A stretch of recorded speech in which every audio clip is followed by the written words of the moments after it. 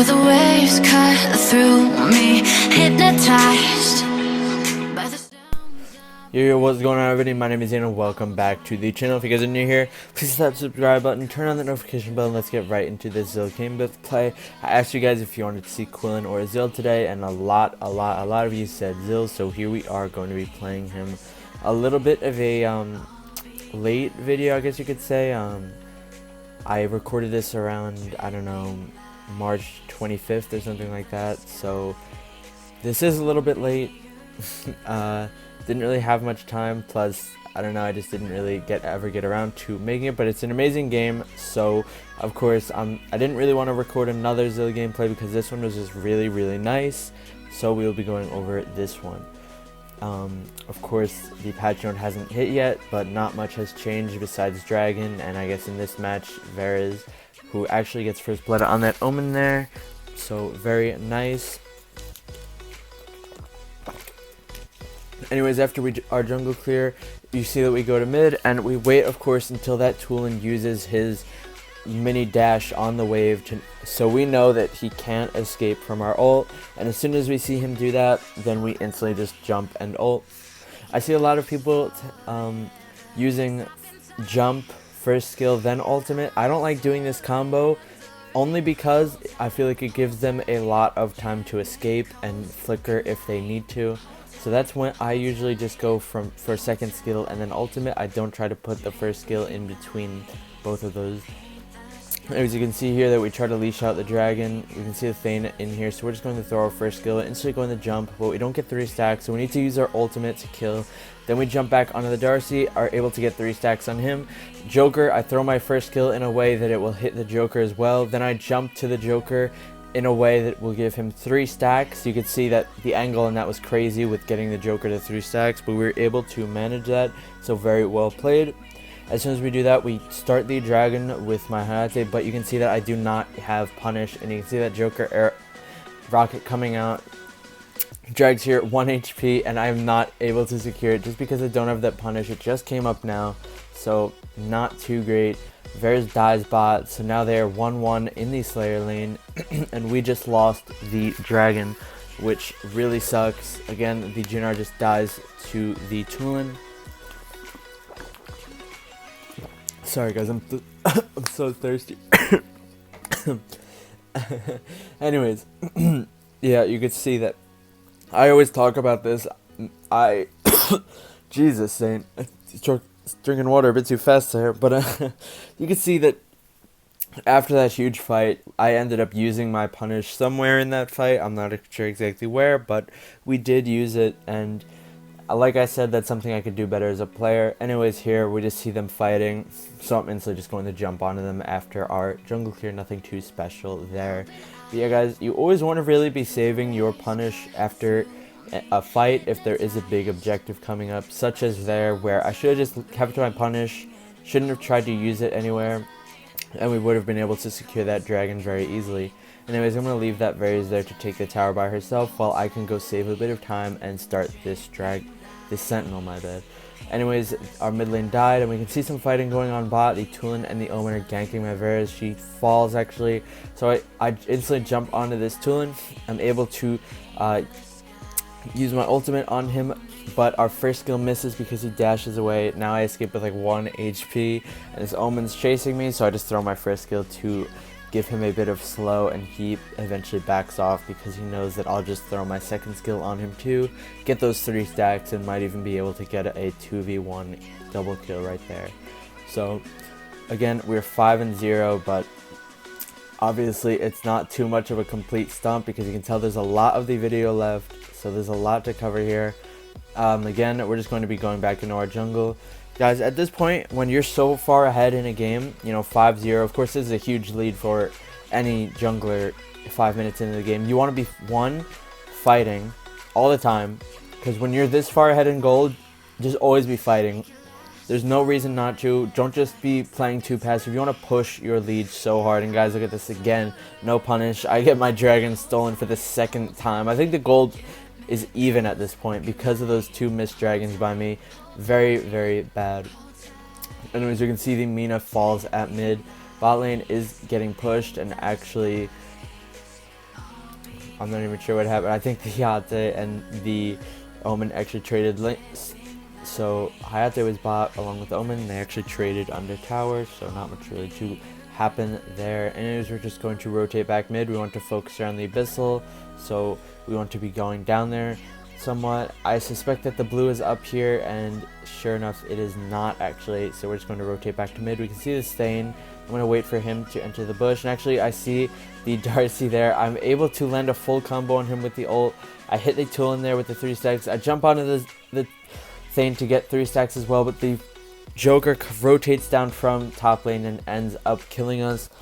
It was a pretty good combo there. The reason I jumped onto Darcy, I believe, was because I saw him use his first skill. Of course, his first skill is that blue state where he is untargetable, takes 50% damage, 50% less damage, excuse me, and is generally just unkillable in that state. So when you're Zill, as soon as you see an enemy Darcy using that, it's basically your time to just go in and try and kill him. Of course, he can still ult out, but if you're able to make a Darcy do that, that's pretty worth it. When he uses that first skill on nothing and doesn't just save it to defend a Zill ult, he's basically just suiciding or giving up his ultimate completely. Zill is a pretty insane counter to Darcy, if you guys did not know. And as you can see, some fighting going on here. So of course we're going to rotate up to try and help. See the Darcy on the right side here. So I'm just going to jump onto him, use my ultimate, and again we can see that blue state. I use my basic attack onto them, get my second skill refreshed because I used it to go in, and then you can see I throw my first skill and dash away, knowing that it will cut through the Tulin like a piece of butter as soon as we leave. So very well played there. You can see that we just leave because we can't tank the tower anymore. Of course, we were already pretty low, so we just let the Scythe finish the job. I like to do that a lot of times. Also, guys, you can see how I'm jungling here. I just throw my first skill and then jump onto it, and the camp is dead, and I have my second skill already up again. I can see the Joker here, and again, guys, you just always want to be fighting and pushing your lead. Notice how I just jump onto him, basic attack, use my ultimate, and we can't even refresh our second skill because that is how fast he melted. We could not even basic attack him after our ult to proc the passive of Zill and get those 3 stacks. Again, you can see that I'm just getting my 3 stacks even on minions just to help with the clear, just to put pressure. A lot of times I like to do like a double jump, I like to call it. So if the enemy is just camping under their tower at high ground, I will use my first skill on a frontliner, say a Thane or a Mina. I'll instantly jump onto the Thane or Mina, get my 3 stacks, refresh my jump, and then jump even further into the back line. I hope that makes sense. So basically what I'm saying is I'll stack off of a tank, I'll hit the tank and get my second skill again, and then I'll instantly jump even further into their back line and kill off any ADCs or carries that are playing super passive. Always something to keep in mind. I don't know if there's any examples of it in this game, but I'll look out for it.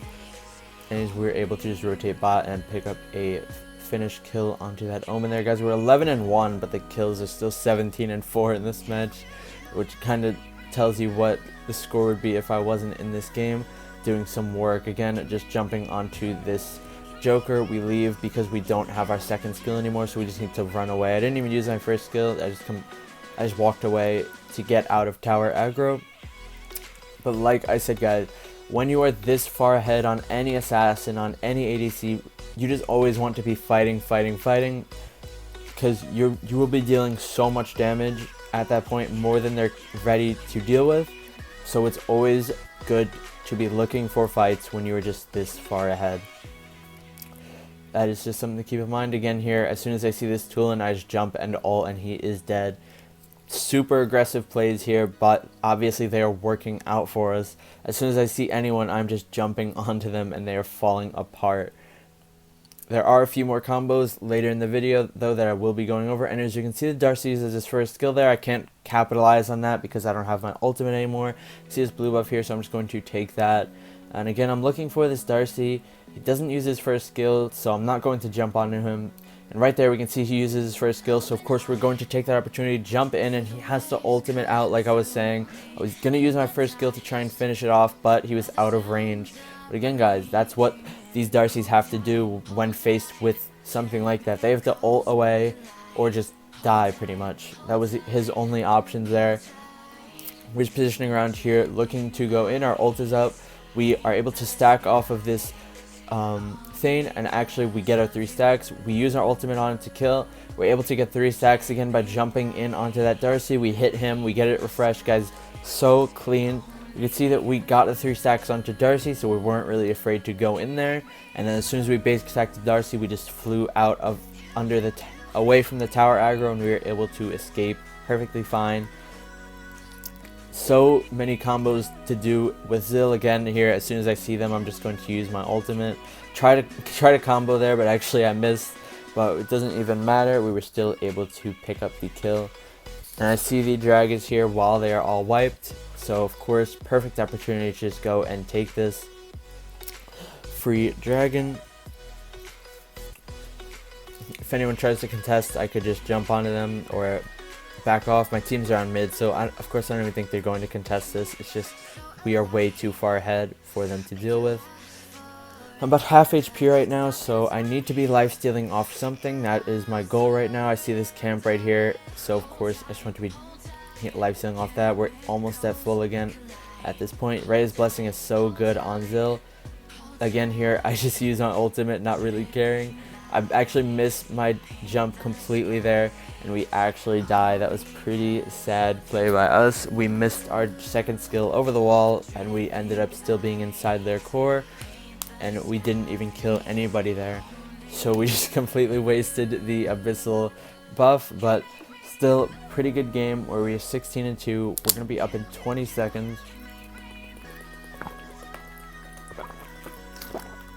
A bit too aggressive there. What I should have done was maybe use my first skill and either get stacks on that Thane or get stacks on the Joker, then jump in, basic attack, and then use my ultimate.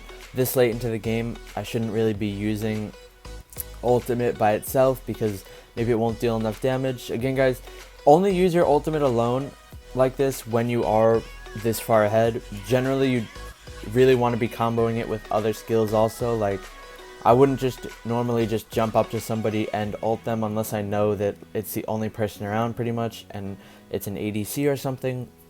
Usually I'll try to cast my first skill, get the 2 stacks, jump in with the second, 3 stacks, basic attack, then I use my ultimate on them. Reason you have to do that is because you are now guaranteed to have your jump up as soon as you exit ult form, which is so good. Say my ult just runs around, say my ult just targets everyone, you know, it's a team fight, and I actually don't get my second skill back up. That means I am dead. There's nothing I can do anymore if I don't get my 3 stacks on an enemy.